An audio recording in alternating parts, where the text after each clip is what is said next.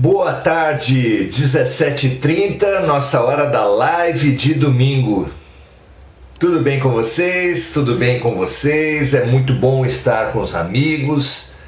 Um domingo com amigos é a coisa mais importante que existe, não é? Mas nós podemos estar com os amigos para muitos fins, e estar com os amigos para buscar a luz, para buscar situar-se, para buscar a conexão com o alto, é uma felicidade. Muito bom estar com vocês, muito feliz. É muito interessante como nós boicotamos a nossa felicidade, imaginando que para ser felizes nós precisamos de muito dinheiro, muita beleza, muitas posses, muitos prazeres. E não entendemos como isso boicota a nossa felicidade, porque tornamos esse estado de alma inalcançável. Já, se nós percebermos a felicidade ou a propriedade, a cura, o aprendizado perfeitos que estão contidos para nós no momento vivido,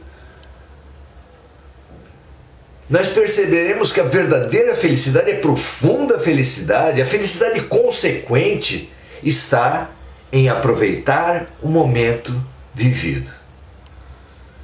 Quem tiver olhos de ver e ouvidos de ouvir, será feliz porque aceitará o melhor, que é o que Deus nos oferece, que é através da lei de atração e sintonia, em cada situação, em cada momento, através de cada pessoa que cruza os nossos caminhos. Essa é a felicidade, essa é a alegria de curar-se, de aprender, de expandir-se em consciência e em fraternidade. Não há felicidade maior, não há felicidade mais efetiva que essa e, portanto, não há felicidade maior que estar com vocês nesse exercício de ganhar olhos de ver, ouvidos de ouvir, de ganhar sensibilidade, lucidez e coragem para viver com intensidade o momento, para receber e transbordar o presente de Deus. Muito bom estar com vocês. Hoje nós continuaremos a pensar sobre o momento presente. Estamos todos no processo de tomar uma decisão no Brasil. O segundo turno das eleições representa um momento, evidentemente, de tomar decisões. E tomar decisão, às vezes, é uma coisa simples. Às vezes, tomar decisão é mesmo branco contra o preto, o bom contra o mal. E essas eleições, apenas os muito fanáticos, apenas os muito cegos acham que é uma decisão do bem contra o mal. Porque, evidentemente, a olhos vistos, os dois candidatos, as duas alternativas têm problemas imensos, imensos. Se um comprou o Congresso com mensalão, o outro comprou com orçamento secreto. Se um ameaça o direito à vida com o aborto, o outro concretiza essa ameaça, mata diretamente com as armas. Não é assim? Nós precisamos entender que esses dois caminhos são como a maioria dos outros caminhos humanos. Não são bem contra o mal. São alternativas relativas contra outras alternativas relativas. Cabe a cada um de nós compreender, analisar o que está em jogo, optar entre valores, respeito à pessoa humana, dignidade, liberdade, democracia. Não interessa a opção que você vai tomar. Se você tomar a sua opção baseado em direitos claros, direitos importantes, você terá uma boa decisão. Pense nisso. Quando as decisões são claras, quando as opções são transparentes, são evidentes, uma muito melhor do que da outra, praticamente não há mérito nenhum de tão evidente que é a melhor solução. Nesse caso, ambas as alternativas têm comprometimentos sérios. Claro que eu tenho a minha posição, mas não vou usar os meus valores, a minha posição, para tentar convencer ninguém. Não acho que me cabe isso aqui. Cabe, porém, entender qual é a boa decisão. E a boa decisão não está longe de ser votar em um candidato ou em outro. Nós temos todos uma boa decisão a tomar, não apenas diante das urnas, mas em cada dia desse momento eleitoral e em cada dia do momento pós-eleitoral, porque esse conflito está longe de acabar com o simples resultado das urnas. Precisamos de um novo Brasil. Esse novo Brasil só se poderá constituir a partir de novos brasileiros. E os novos brasileiros, evidentemente, estão longe da atitude do ódio, da mentira sistemática, do desrespeito que nós temos vivido, de ambos os lados. Então tome a sua decisão em termos eleitorais. Ambos têm diversos problemas, ambos necessitarão de uma cidadania ativa, firme e respeitosa após o resultado. Mas mais do que tudo, o Brasil precisa de uma boa atitude dos brasileiros, de uma atitude que não caia na violência, na agressão, no ódio. Você está pronto para ser um bom brasileiro? Estejamos e vamos estudar com Jesus o que vem a ser isso. Tá certo? Tem uma parábola muito difícil de Jesus, a que eu reputo como a mais difícil de todas, e que nos cabe estudar hoje, já que não temos uma alternativa claramente limpa, claramente da luz, sendo a outra claramente e exclusivamente das sombras.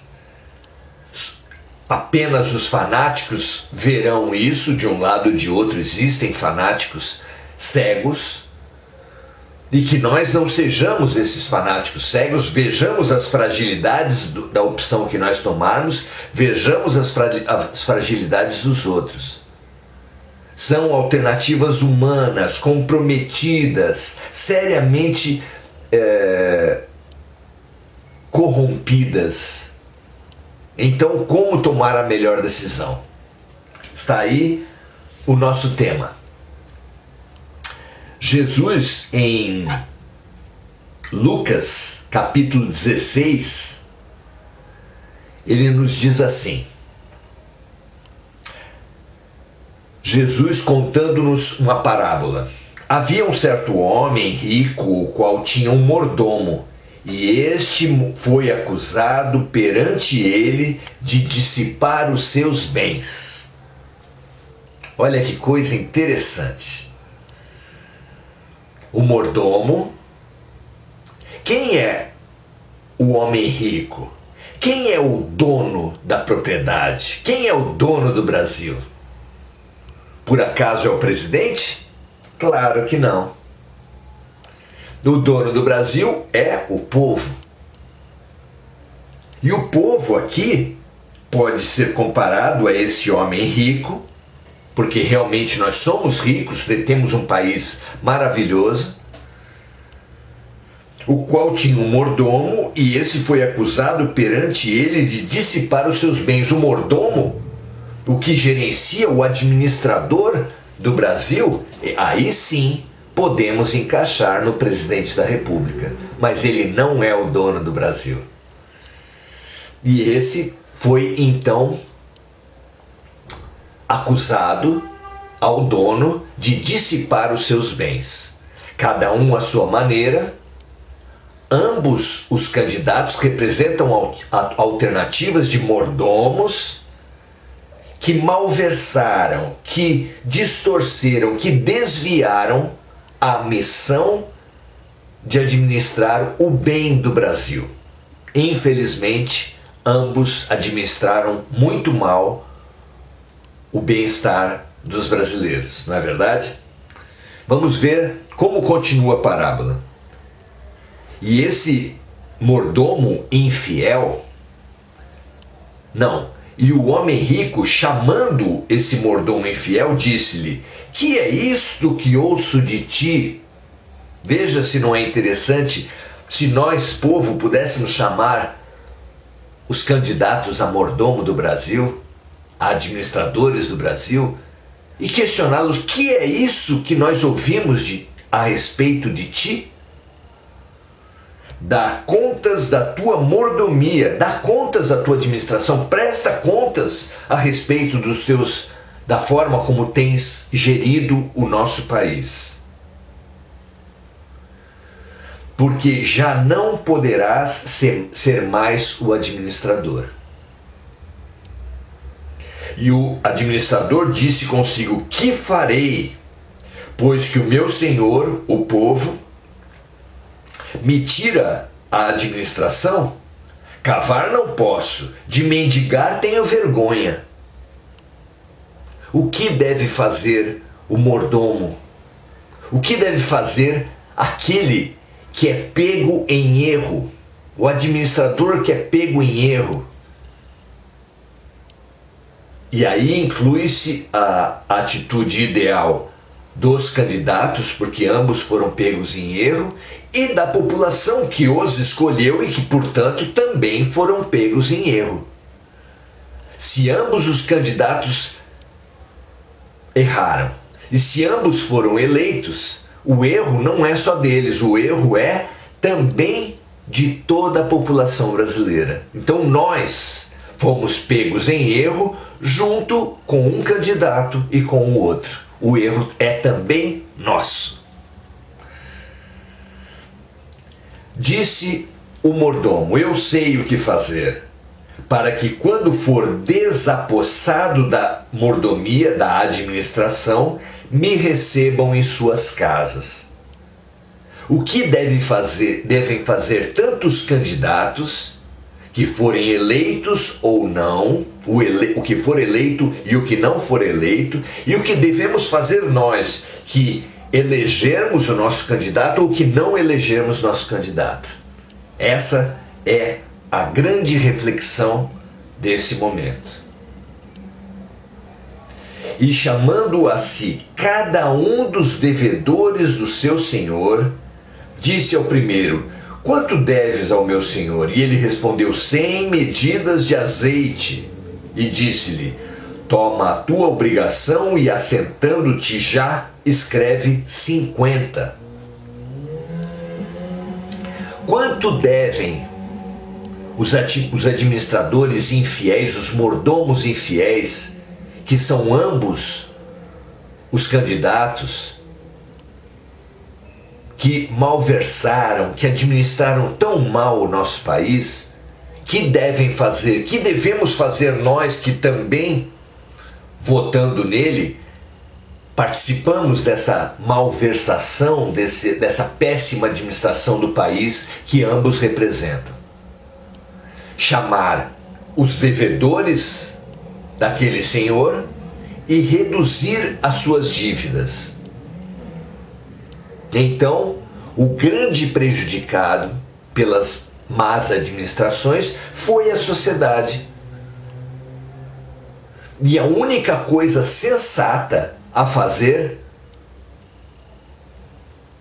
tanto pelos candidatos, o que nós não temos poder de alcance, mas aos próprios eleitores, que somos nós, é reduzir o dano, reduzir a dívida, amenizar a situação daqueles que foram prejudicados pelos maus administradores e por nós que os elegemos.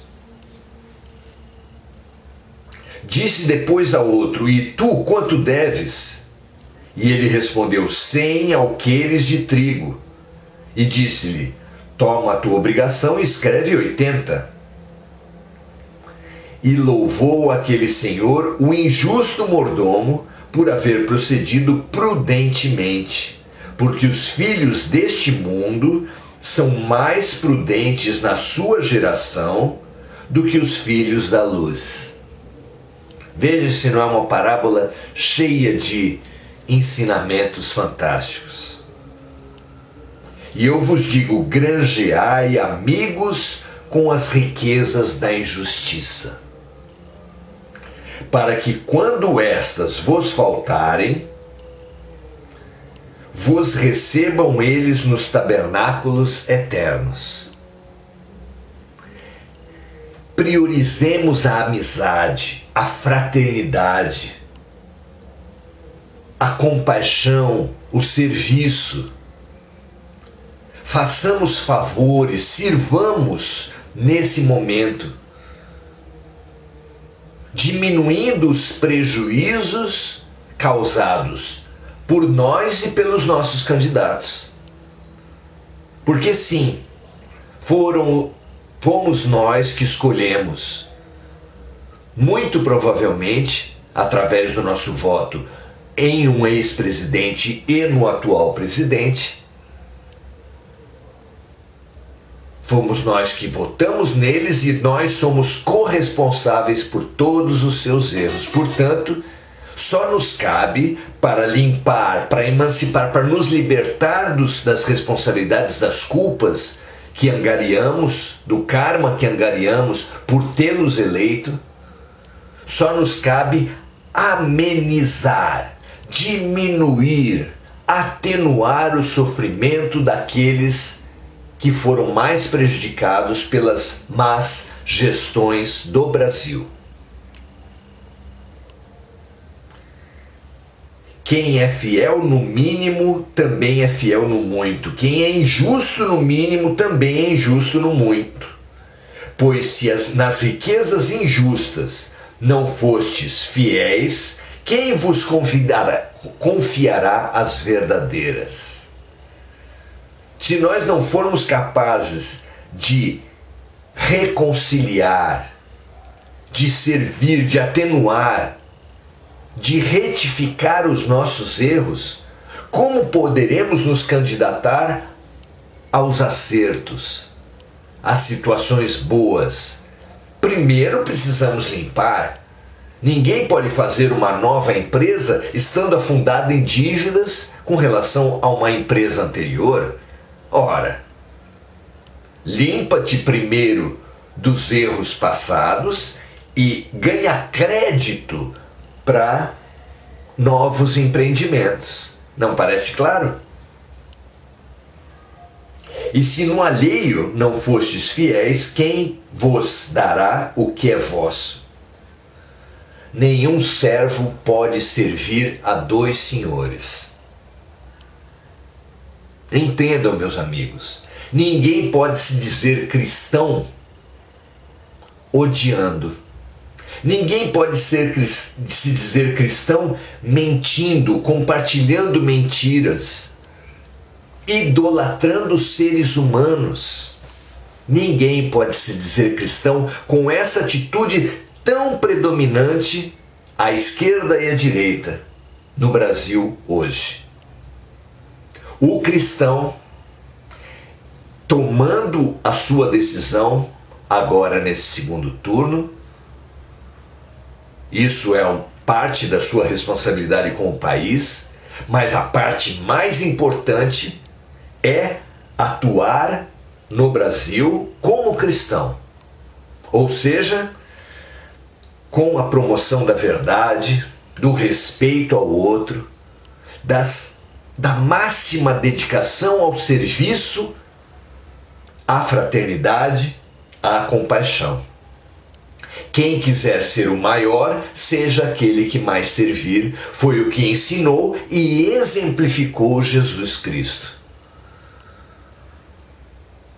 Chegamos ao final dos vários últimos governos, com milhões de brasileiros em situação terrível. Muitos milhares de brasileiros morando nas ruas, muitos milhões de desempregados, muitos milhões subempregados, muitos milhões de crianças e adolescentes enfraquecidos no seu processo educacional, porque não foram ajudados pelos governos a terem computadores, a terem meios para estudar durante a pandemia. Todos nós temos sido prejudicados por maus governos. E precisamos agora, independente de tudo mais, além de votar naquilo que a sua consciência colocar, trabalharmos ativamente para reduzir as más consequências, reduzir os prejuízos gerados por nós mesmos. Nós somos os mordomos infiéis. Nós precisamos ajudar as crianças a melhorar o seu processo educacional nas ONGs, numa igreja, num trabalho voluntário. Nós precisamos ajudar aqueles que foram para as ruas, dando alimentos, dando alternativas, oferecendo o nosso carinho, a nossa orientação.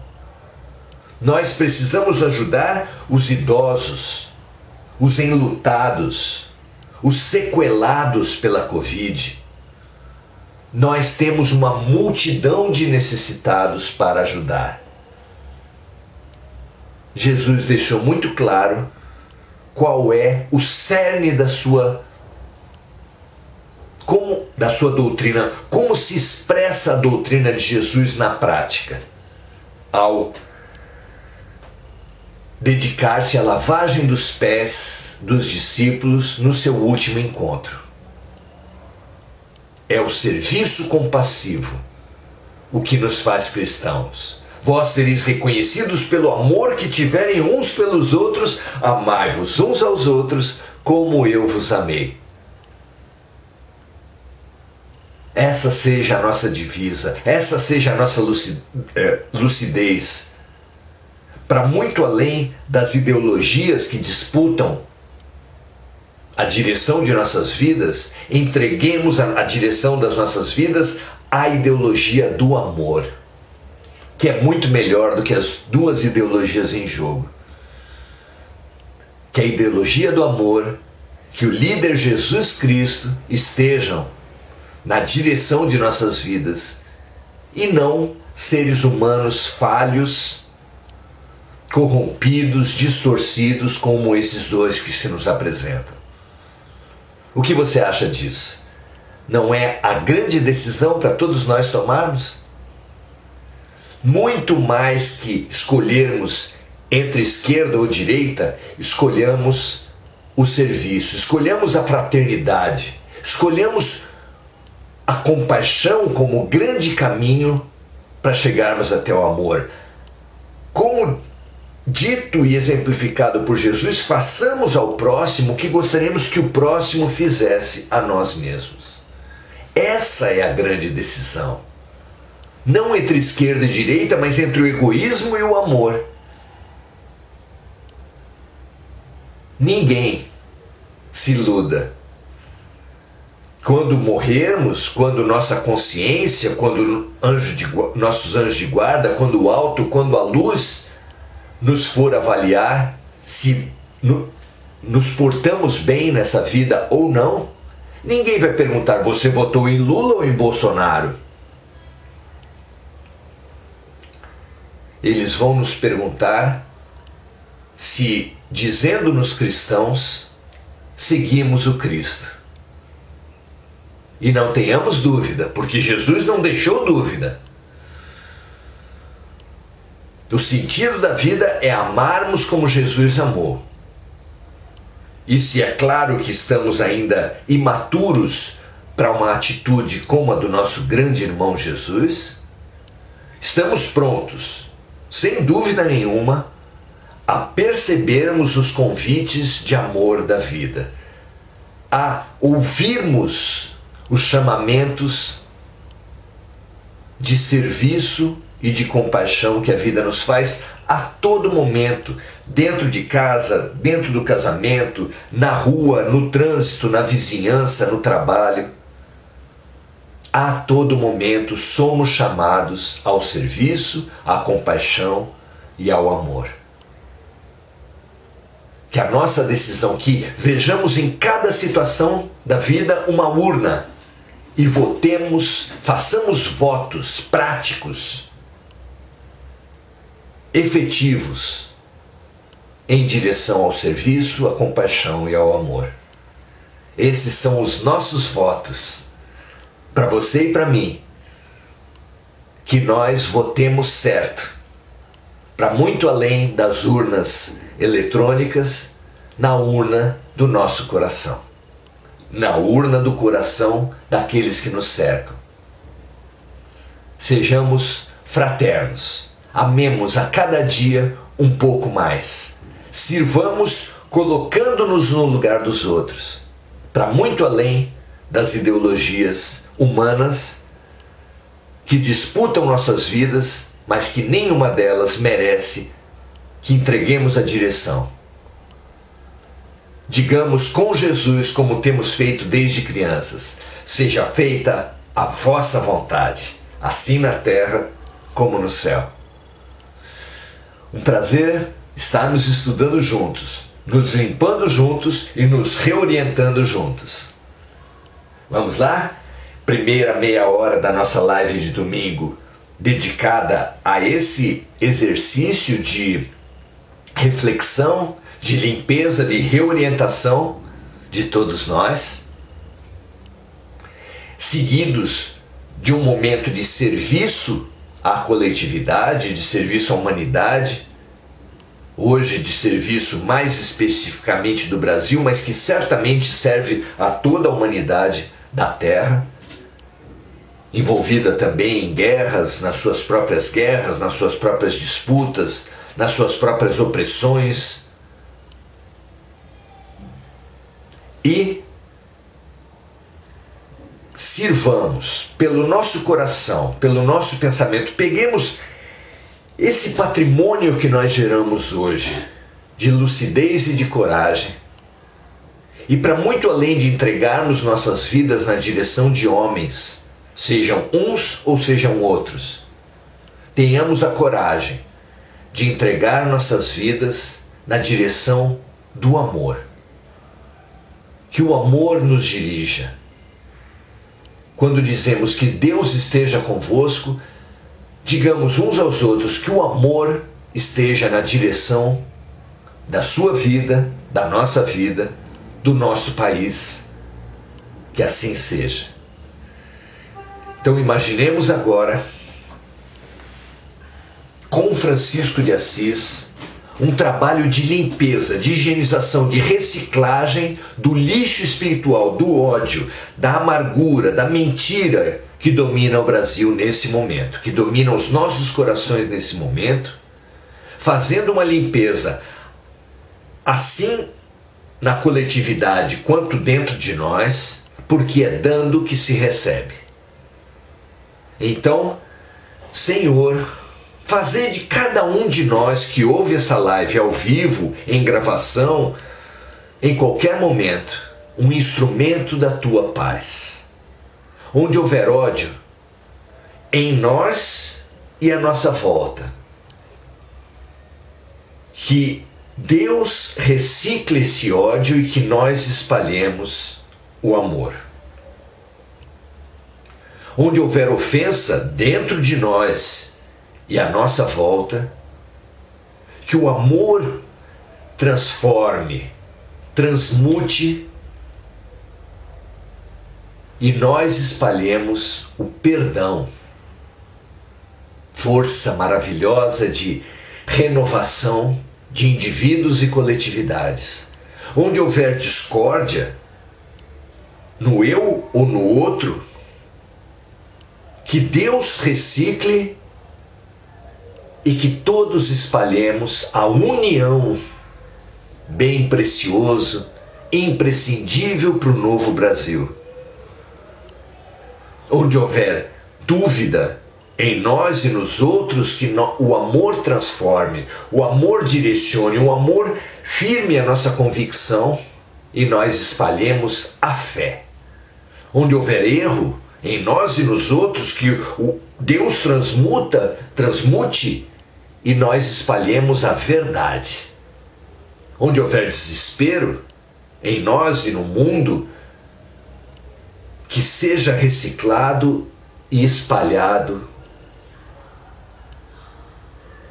a esperança. Onde houver tristeza, assim no eu quanto no outro, que seja mudado, que seja reciclado e espalhada a alegria. Onde houver trevas, assim em nós como no mundo, que o amor recicle, que o amor transforme e que seja espalhada a luz. Ó Mestre, fazei com que procuremos mais consolar, que sermos consolados, compreender, que sermos compreendidos, amar, que sermos amados, porque é dando que receberemos, é perdoando que seremos perdoados, é servindo à transformação dos outros, granjeando amigos com os nossos equívocos, com as nossas iniquidades, que nós seremos servidos em nossa própria transformação, assim na terra como no céu, graças a Deus. Que esse vulcão de amor, de serviço, de compaixão, de fraternidade saia dos nossos corações, se una numa grande torrente de luz e transborde os nossos corações, as nossas cidades, o nosso país, e se espalhe não apenas para todos os habitantes do nosso país, humanos, mas para todos os habitantes do nosso país, animais, vegetais e minerais, e transmute para toda a criação de Deus em toda a terra. Que assim seja, graças a Deus. Muito bom estarmos aqui, estarmos juntos. Fabuloso que tenhamos optado por isso. Mais uma vez tivemos uma queda na nossa transmissão, mas conseguimos passar o essencial. Que o essencial dirija as nossas vidas, não apenas esse momento, mas seja a bússola que oriente todos os nossos movimentos para o bem. Muita paz, muita luz, muito serviço, muita compaixão. Entre as ideologias dos homens, optemos sempre pelo amor de Jesus. Um grande abraço e até a próxima.